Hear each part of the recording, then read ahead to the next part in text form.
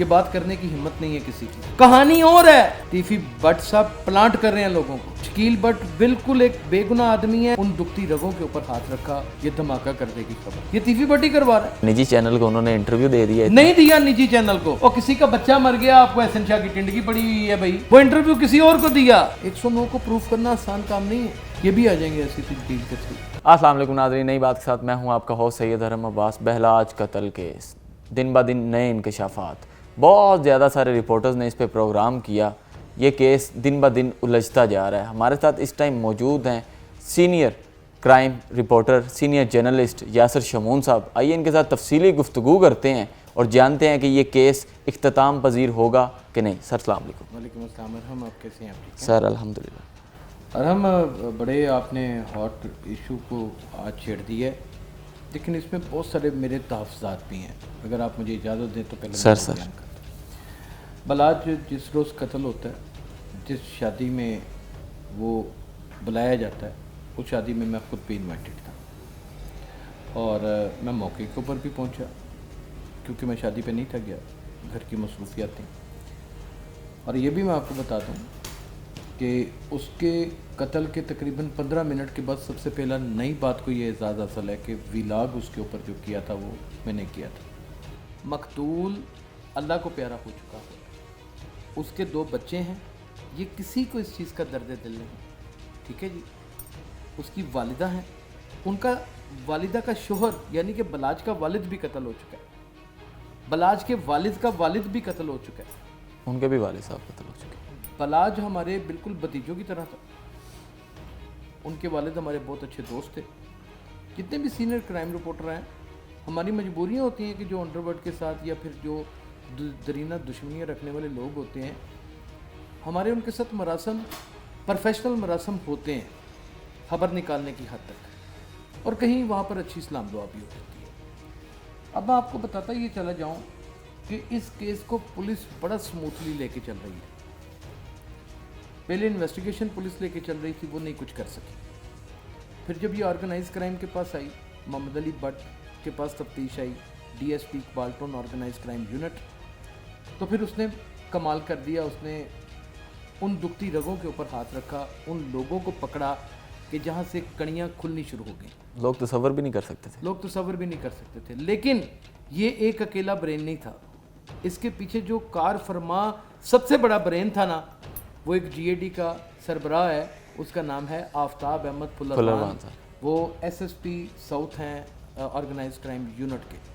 तफ्तीश कंप्लीट हो चुकी है, ताने बाने तीफी भट्ट के साथ मिल चुके हुए हैं, और तीफी भट्ट और गोगी भट्ट के दरमियान की बात अब करने वाली है कि इनका लिंक है कि नहीं है। लोग जानना चाहते हैं सर इस बारे। जो मेरे रिसोर्सेज बताते हैं, गोगी भट्ट इसमें गिल्टी नहीं है। गोगी भट्ट का तकरीबन अरसा 2.5 साल से तो कंफर्म तीफी भट्ट से कोई रब्ता ही नहीं था, कोई तल्लुक वास्ता ही नहीं था। बड़ी ब्रेकिंग गोगी दे भट्ट रहे हैं साहब ने पैसा कमा लिया हुआ है, अच्छा खासा पैसा उन लोगों के पास। और ये भी बात कहना गलत है कि ये ख़ानदानी रईस नहीं है, ये टीपू ट्रकों वाले की भी फैमिली ख़ानदानी रईस है, और तीफी भट्ट की फैमिली भी ख़ानदानी रईस है। इनके अबाव अजदाद से देख लें, इनके ख़ानदान में कोई भूखा नहीं था मरता, ये सोने के चम्मच लेके पैदा हुए हुए लोग हैं। और ये बात भी गलत है कि ये सिर्फ और सिर्फ लोगों से कोई बते लेते थे तो इस वजह से ये बड़े पैसे कमा लिए इन लोगों ने, ऐसा भी नहीं था। कब्ज़ों शब्ज़ों के मामले हो सकते हैं, हम कह सकते हैं, ऐसी बहुत सारी चीज़ें इस बारे में भाई, बहुत सारी चीज़ें निकली, खबरें लगीं, सब कुछ हुआ, हमने भी रिपोर्ट किया, वो कह सकते हैं। चिड़ी नहीं मारी आज तक कभी इन दोनों ने आपस की, इन्होंने किसी की भी चिड़ी नहीं खुद मारी। जो कत्लों के इनके ऊपर इल्ज़ाम है वो 109 के ही हैं, वो इल्ज़ाम तक ही महदूद है सारे। 109 के हैं। 109 को प्रूफ करना आसान काम नहीं है। अब मैं आपके ईमा के ऊपर क्या कर सकता हूँ, ठीक है ना जी। किसी के ईमा के ऊपर किसी चीज़ को किस तरह जस्टिफाई किया जा सकता है, और वो भी उस मुकदमे में। अब इस बलाज के कत्ल में देख लें, जिसका मरकज़ी मुल्ज़म जिसने कत्ल किया है वो खुद मौके के ऊपर मारा गया है, बिल्कुल ठीक है। ये धमाका कर देगी खबर। मैंने बताया कि तीफी बट के साथ सारे ताने बाने मिलते हैं। तीफी बट ने कत्ल करवाया, पुलिस ये मानती है। जो लोग हिरासत में हैं वो लोग बयान देते हैं अपने इंकशाफात में कि तीफी बट ने कत्ल करवाया है, और जो लोग गिरफ्तार हैं मलक सेल और एहसन शाह, वो भी यही कहते हैं। लवाकीन भी कह रहे हैं कि तीफी बट ने कत्ल करवाया और गोगी बट ने करवाया है, उनके ही माँ के ऊपर कत्ल हुआ है। गौर से सुनिएगा इस बात को, मैं कह रहा हूँ कि गोगी बट इसमें इन्वॉल्व नहीं है, मेरे रिसोर्सेज ये बता रहे हैं। कहीं पे आपने बलाज की किसी फैमिली का बिच्छू पहलवान के अलावा, बच्चू पहलवान के अलावा किसी का इंटरव्यू देखा है? नहीं। क्या वो इंटरव्यू देने की पोजीशन में नहीं आगे हुए? क्या वो उस सदमे से किसी हद तक बाहर नहीं निकल चुके हुए? क्या उनको अपने बेटे का इंसाफ नहीं चाहिए? सबसे पहले चाहिए। नाज़रीन, इस बात को गौर कीजिएगा, और हम सब आप भी को सर, क्या उनको इंसाफ नहीं चाहिए? बच्चा ये अपने माँ बाप का कत्ल हुआ है, और वो बिल्ले ट्रका वाले की फैमिली का आखिरी सपूत है जो मारा गया है। शकील बट बिल्कुल एक बेगुनाह आदमी है, नफीस आदमी है, सब इंस्पेक्टर है सीआईए का, इनके घर का बड़ा है। कहानी और है जो खबर देने जा रहा हूं, ये सब कुछ तीफी बट का प्लांटेड है, ये वो करवा रहा है। ये मेरा तजिया है, ये मेरी खबर है, जाए मैं आपको बता दूं, ताकि उससे नजरें हटी रहें। वो समझ के बैठे हुए हैं तीफी बट साहब कि ये जर्नलिस्ट कर रहे हैं तफ्तीश, ये यूट्यूबर कर रहे हैं। नहीं मेरे भाई, ये पंजाब पुलिस कर रही है तफ्तीश, ये ऑर्गेनाइज क्राइम यूनिट में तफ्तीश है, ये थाना चूंक के पास तफ्तीश है। इसमें कोई जर्नलिस्ट खुद मिसल मुकदमा के ऊपर कुछ नहीं लिख सकता। क्यों आए तीफी बट साहब स्क्रीन के ऊपर? सर ये बड़ा सवाल है कि इदारे इसका सुराग नहीं लगा सके और निजी चैनल को उन्होंने इंटरव्यू दे दिया। नहीं दिया निजी चैनल को, वो इंटरव्यू किसी और को दिया, वो किसी और ने सवाल किसी के रखे समूह पर। मैं आपको कहता हूं ये मेरे सवाल उसके सामने रख दो, तुम्हारा तल्लक है, आपने रखे, उन्होंने वीडियो बना के पोस्ट कर दी। ये भी एक सहाफत का तरीका है, और ये बड़ा शानदार तरीका है। इसे प्योर जर्नलिज्म कहते हैं कि अगर मेरा सोर्स नहीं बन रहा तो मैं आपके थ्रू सवाल रख दूं। लेकिन वो क्यों आए मीडिया के ऊपर, मुझे ये बताएं। वो केस का रुख चेंज करने के लिए, केस का रुख चेंज करने के लिए आए, और वही उन्होंने उसको सारे ताने बाने जोड़े। एहसन शाह की टेंड हो गई, वो मैं कहता हूँ टेंड हो गई, उसकी तो खाल उतार देनी चाहिए थी। आपका टेंड का क्या मसला है? टेंड हो गई या टेंड नहीं हुई, ये कोई इशू है?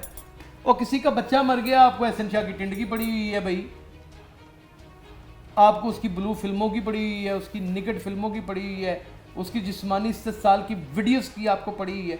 ये कौन कर रहा है ये सब कुछ? वीडियोस कैसे निकली, पहले क्यों नहीं निकली? कहीं तीफी बट तो नहीं ये बयान बदलवा रहे सारे कि केस का रुख ही बदलवा रहा है, केस का रुख ही चेंज कर दिया पकड़ के सारा। आप तो ऐसे कह रहे हैं तीफी बट तो नहीं बदलवा रहे, जैसे कि वो बादशाही मस्जिद के हैं इमाम है, उनके ऊपर हजारों केसेस हैं, ये तीफी बट ही करवा रहा है, ये तीफी बट ही करवा रहा है।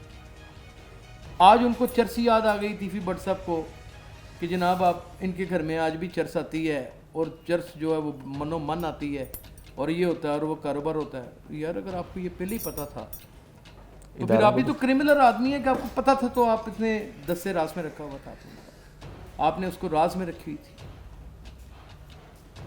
पहली बात तो ये कि ये सारे ही एक ही थाली के चट्टे बट्टे हैं, ये सारे ही एक ही थाली के चट्टे बट्टे हैं। किसी को अच्छा लगे किसी को बुरा लगे, बलाज का कत्ल हुआ है, मेरे दिल में उसकी बड़ी तकलीफ है, लेकिन ये बात भी हकीकत है कि बलाज का गुड ट्रांसपोर्ट का जो काम था उसकी आड़ में और भी बहुत कुछ होता था। ये बात भी ठीक है कि बलाज पार्टी बॉय था, ये बात भी ठीक है कि उसको पार्टी बॉय बनाने वाले यही केक पेस्ट्री बच्चे थे जो साथ फिर रहे होते थे। और ये आपको मैं अंदरूने खाना बता रहा हूँ, ये तस्दीक करेंगे आने वाले वक्तों में ये लोग। भाई पहलवान 1000 बार मना कर चुके थे कि इन लड़कों के साथ ना फिरो, ये आपको तस्दीक करेगा शकील भट्ट आने वाले वक्तों में। रिटायर तो होना ही है ना, उसने पुलिस में तो नहीं रहना सारी ज़िंदगी। वो फिर बयान भी देगा, लोगों को बताएगा, इतने केसेस उसने आखिर किए हुए हैं, वो बताएगा कि मैं मना करता रहा। ये नहीं बात आया। मौत याद रखना खुद आवाज़ मारती है और बंदा भाग के जाता उसके पास। पंजाबी की कहावत है, मौत आप सेड़ कुछ लोग सेड़ दें। बलाज ने भी खुद सेड़ी थी। जब उसे पता था कि मेरी इतनी खतरनाक दुश्मनी, मेरा दादा मार दिया, मेरा बाप मार दिया, और इसी फैमिली के ऊपर मैं इल्ज़ाम मतवातर लगाता जा रहा हूँ, और इनके घर के बाहर मैंने फायरिंगें भी करवाई हैं, तो इतनी आज़ादी से घूमने की क्या ज़रूरत थी? अगर आप अमन पसंद थे तो आप हुकूमतों से हेल्प मांगते, आप मसालती कौंसल से हेल्प मांगते। आपने किन लोगों को बीच में डाला? उन्हीं कान टूटों को हमारी सुलह करवा दें। आप मुझे ये बताएं, बदमाश तो नहीं कहा जा सकता, ये जो अंडरवर्ल्ड के लोग होते हैं, अंडरवर्ल्ड की कभी सुलह होने देंगे? कभी भी। आप इस बात को जानते हैं कि जितनी मुनाफकत महकमा पुलिस में है, या जितनी मुनाफकत शोबा सहाफत में है, और कहीं है? ये बात करने की हिम्मत नहीं है किसी की कि जनाब तीफी भट्ट साहब प्लांट कर रहे हैं लोगों को। सर अगर, और ये प्लांट खुद नहीं कर रहे, करवाया जाए, जाहिर है शहरदार आदमी है, उससे कह दिया, उन्हें उन्हों कहता, उन्हें उन्हों कहता, उन्हें उन्हों कहता, ख्वाहिशात के ऊपर कुछ हो रहे हैं, कुछ ले दे के हो रहे हैं। मुल्जिमान क्यों नहीं पकड़े गए? मुल्जिमान बस वो उन्होंने वो कुछ पकड़े हुए हैं। देखें, मैं आपको एक बात बताऊं, तीफी भट्ट आपका क्या ख्याल है कि दुबई में बैठा होगा? वो जितने होशियार चलाक हैं वो दुबई में बैठे होंगे क्या? वो मुंह फाड़ दो आप। कुछ लोग कहते हैं कि वो लंदन रवाना हो चुके हैं। वो भाई यूरोप की बहुत और भी बहुत सारी कंट्रीज हैं जिसके $2.5 लाख की नेशनैलिटीज़ मिल जाती हैं, इमिग्रेशंस मिल जाती हैं, और इन लोगों के पास $2.5 लाख कोई इशू है? कोई कहानी है? कोई बात है? फिर उन्होंने अपने बयान में एक और बात कही कि पुलिस ने जो मेरे घर के अंदर जाके सोना और नकदी निकाली, ये क्यों कही बात? ये इसलिए की कि जब मेरा मुकमका हो तो मैं वो सोना नकदी भी बीच में शामिल करूं, बता सकूं कि इन्होंने क्या किया। नहीं, उसमें ये कह सकूं कि भाई ये तो ले लिया, अब थोड़ा और ले लें।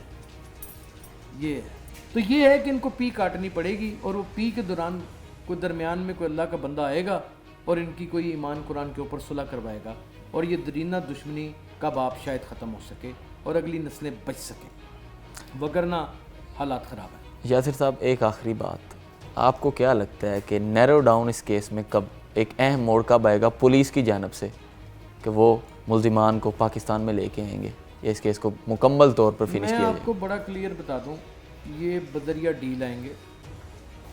इस बात को पुलिस बुरा मनाती है तो मनाती जाए।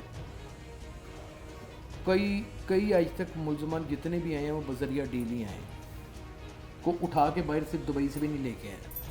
पहले ही बातें हो चुकी होती हैं, मामला तय हो चुके होते हैं, ये भी आ जाएंगे ऐसी डील के थ्रू।